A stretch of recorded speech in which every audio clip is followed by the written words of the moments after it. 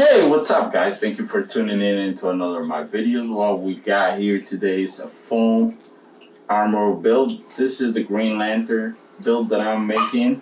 At the moment this is just the leg. I just want to show you the thigh. I just want to really give you a little preview of what's coming. It's not fully done, so the thigh is gonna actually go here.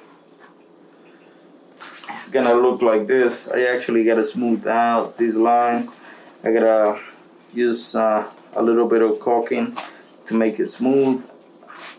Use the heat gun and give it the shape, smooth it out, and try the best that I can for this to look like an armor. It's a little complicated because it's time frame. It takes a little long, and then we got these parts that go in the back. Actually, this is not mine, by the way. It's for the shinryseries.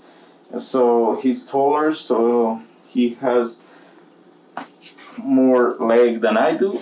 So it's gonna be like this. The leg is gonna be in this. It has to be like this part. Okay, guys.